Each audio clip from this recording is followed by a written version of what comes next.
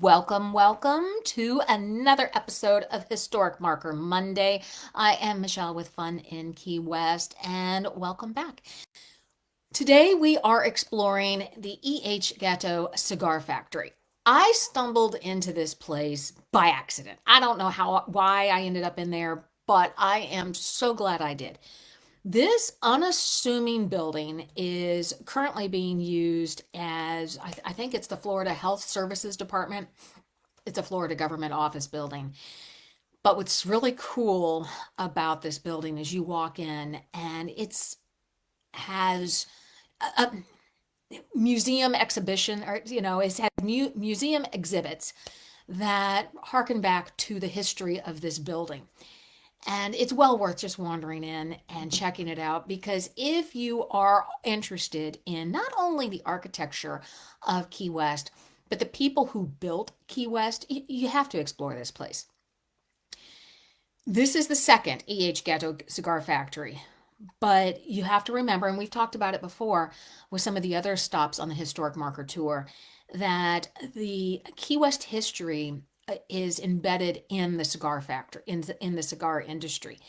It helped Key West, its prosperity and its growth during the late 19th and early 20th centuries.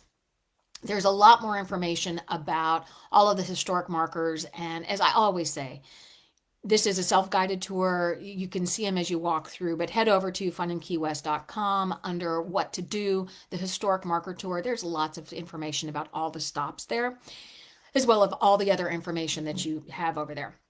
But let's dig into this building. The visionary of this factory was Eduardo Gato. He was born in Cuba and he immigrated to Key West in 1874. He was instrumental in transforming Key West into a cigar manufacturing hub. He established one of the largest and most successful cigar factories on the island. Beyond his business ventures, though, Gato was a Cuban patriot and supported revolutionary leaders in their fight for Cuba's independence from Spain. And you can see that sprinkled all throughout the history of Key West. The first building, though, it was very humble. It was a 3-story wooden building, and it was built in 1871. So when you think about how these cigar factories were made, they were designed for the flow of how product moved through the building. It was very instrumental in probably the processes that we see today in a lot of manufacturing. In the first floor, that's where they received the tobacco and distributed the cigars. The second floor had a row of benches and rolling tables, and this is where the artisans created and crafted the cigars.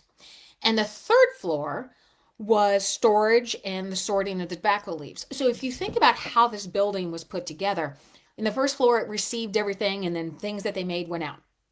The second floor was where all of the cigars were made. And then the third floor, keeping it away from any high water that could come in, and in theory, the third floor could have more ventilation to keep all of those tobacco leaves dried out so they didn't mold. He also, in this factory, and we talked about this in the other cigar factory, introduced the concept of a lector. And the lector tradition is where you had somebody whose entire job was to read and entertain the workers with literature and news. And I mean, they read books, they read the newspaper, and it gave a more engaging work environment. I thought it was pretty cool.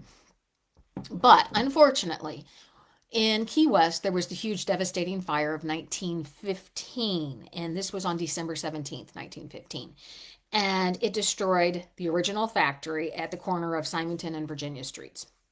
Despite this building being burned down and all of this setback, Gato demonstrated how resilient he really was and believed in what he was doing by relocating the operations to another building and initiating the construction of a new and more robust factory. That construction began in 1916 and it was completed in 1920. When you look at this building today, it has neoclassical revival design with a poured concrete construction. Why? to make it fireproof. We've already learned that the wood didn't survive a fire, but a poured concrete would probably survive a fire. It has large windows and a central open air courtyard for maximizing that natural light, and essential for letting people see when they were selecting and sorting these premium tobacco leaves. So, what does a life in the factory of a cigar worker look like? Well, there's not too many factories around right now. There's some up in Tampa.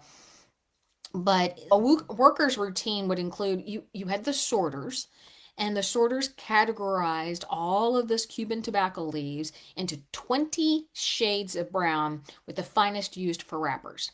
Think about the slight variations in color and how precise you would have to be. So the sorters sorted the tobacco leaves, and then you had the rollers. And if you go over to Rodriguez Cigars there in Key West, you can watch them roll cigars still. But a roller had their own table, and they produced about 300 cigars daily because they were paid per piece. They weren't paid by the hour, they were paid per piece, and they made about 300 cigars a day. The factory relied a lot on natural sunlight to light the work areas and allow the workers to sort those leaves. So we wanted to he made sure that this new factory maximized the available sunlight so that they had the best light available during working hours. On beyond the building of this factory, Mr. Gato created a community, and you can still see remnants of it today. It's the Gato community. It's Gatoville. And he constructed 40 cigar maker cottages, which was surrounded the new factory. And he gave these workers the ability to improve their lives.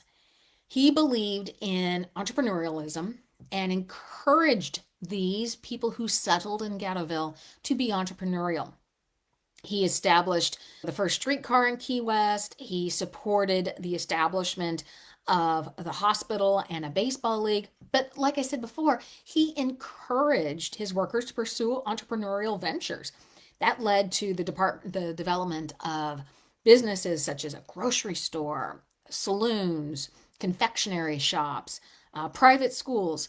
And so he created a vibrant community that would then sustain itself around the factory. You had people who worked in the factory and then people outside of the factory who supported those workers. It's a great model. At its peak, this factory in 1890 employed 500 workers, produced 60,000 hand-rolled cigars daily. But we know what happens. The cigar industry in Key West starts to dwindle down. It moves up into Tampa, and that becomes then the source of most of the cigars there.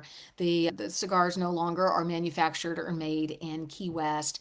And eventually in 1942, the building was acquired by the U.S. Navy to use as barracks and a commissary.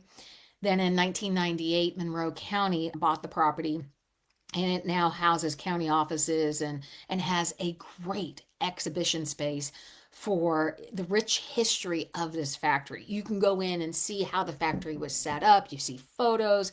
It's a really cool thing. And like I said, I just happened to stumble into this. Don't ask me why I decided to enter into this building, but it was mind-blowing because they've taken a building that was originally made for the cigar industry, and they transformed it today into something that is very beneficial to the county. I encourage you, like I said, always wander around. Check out these historic markers. They tell not only the story about the building, but they tell the story about the persons and the people who either built it or lived there or worked there, but also gives you an insight into that time frame of Key West. Key West has so many ebbs and flows of economic prosperity and then economic not so much prosperity. And it's just a fascinating thing, especially if you're into history, which obviously you can tell I am. There is so much more over at FunInKeyWest.com. Head over there, sign up for our happy hour list. Oh, by the way, we have a free to join Fun in Key West book club. And in this book club, we have a new book every month. We have a private Facebook group where we can talk about it. And there's a link to sign up in the footer of FunInKeyWest.com. Go over there, sign up. We're in our third month and we are having so much fun. Be sure to join us. I am Michele with FunInKeyWest.com. You guys have a great Monday and we will talk to you later.